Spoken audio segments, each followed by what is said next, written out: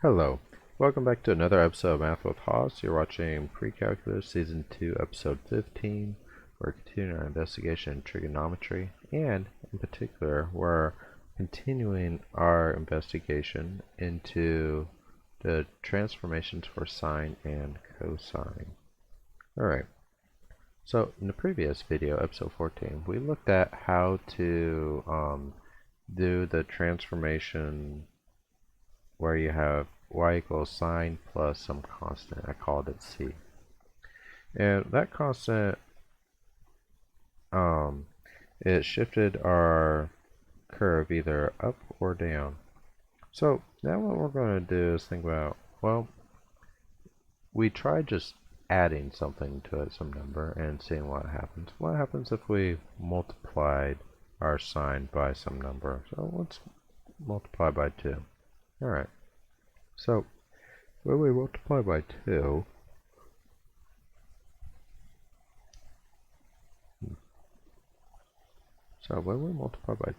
let's see here. What we want to do is draw our sine curve.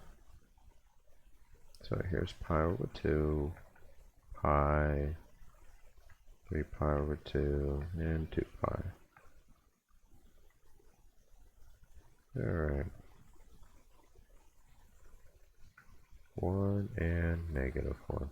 Not the prettiest looking graph, but it's just a rough sketch for what we're going to do. So what this says is we're going to take our y values, our outputs here, in other words the points on this curve, and we're going to multiply them by 2. So when we think about this, if I am at pi over 2, if I plug that into sine, it's 1. That means when we have our new curve, we're going to multiply this one by 2, which is way up here. So the work here is 2 times sine of pi over 2, which is equal to 2 times 1, which is 2. When I think about this point right here, we're at 0, so that's going to stay at 0. Similarly, pi and 2 pi, those are at 0. What changed significantly though was pi over 2, because we multiply by 2, then it we doubled that. And then when we are at 3 pi over 2, we multiply by 2 again. So, but we're down here at -1, which means when we multiply by 2, we'll be down here at -2. And so we can connect the dots now. So make a table of values just to show what's happening. So when we're at 0, we plug 0 into sine, we got out 0. When we plugged into pi over 2, we got 2 times 1, which is 2. Pi, sine of pi is 0, so 2 times 0 is 0. 3 pi over 2, sine of 3 pi over 2 is -1, so 2 times -1 is -2. And then again for 2 pi, it is 0. So this gives us a new phenomenon. When we think about this distance here, this was a distance of 1, but now for our curve up here, we have a distance of 2. So this value here, the distance from the midline to the top here, that is called amplitude. Alright, so that is a new quantity for us to take into consideration, and it's going to be important. Alright, so for this graph, we should probably label this amplitude. So we know this is an amplitude, we're saying it's equal to 2. This quantity here is also amplitude equal to 2. So the amplitude measures how far up and how far down from the midline the curve goes. So our sine here, because we have a 2, that means our amplitude is going to be 2. So what happens when we have 3? Well, we can imagine the same thing's going to happen, right? Instead of multiplying by 2, we multiply by 3, which means we'll just be right up here and just right down here. And we can get another color to illustrate. So if we wanted y equals 3 sine x, we would have to go up here to 3, so this was 2, and we would have to go down here negative 3. The same values that were 0 before will remain 0, so then you just get this stretched out thing, like so. So that's y equals 3 sine x. Alright. Now, you're probably wondering, does he have a nice graph? That one looks pretty bad. And we can put Desmos to the rescue. So y equals sine x, y equals 2 sine x, y equals 3 sine x. So we can see that, right? We see that from the top of our green curve here to the bottom, that is 3 units tall, somewhere here. And in fact, we can give some more information. So let's go ahead and redraw so we can do some more labeling.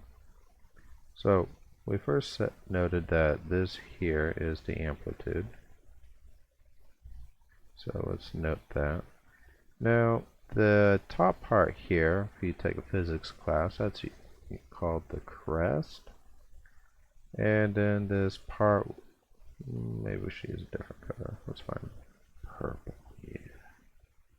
This part down here, it's called a trough. Oops, I don't know why I put the T on the end. Let's delete that, delete that. Alright. So we can think the crest as the highest point and the trough, the lowest point.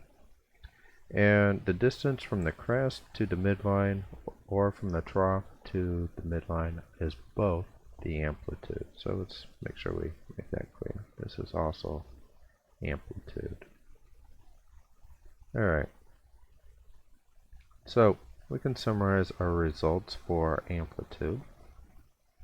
Y equals a sine x, where a, we should note the absolute value of a is equal to the amplitude.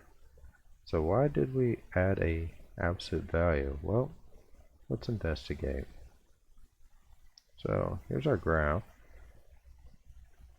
and that looks decent. I'm not going to label this. I hope by now you know what those 5 x values are. So, then again, that is presupposing you watched the previous video. So let's note pi over 2, pi, 3 pi over 2, 2 pi. Eventually I'll probably stop writing that. Maybe not. Alright, so when we look at this, if we want to graph, say, y equals negative 2 sine x, well, so we know the 2 is going to have something to do with amplitude. So the real question is, what happens with the negative? So let's start with a table of values. So sine of 0 is 0. So negative 2 times 0 is still 0. Similar with the pi, the 2 pi, those all remain 0. What changes though is everything in between those zeros. So when you think about pi over 2, sine of pi over 2 is 1, right? So we have sine pi over 2 times negative 2. So that's negative 2 times 1. So that's negative 2. Similarly, for 3 pi over 2, we get negative 2 times negative 1. That gives you a 2.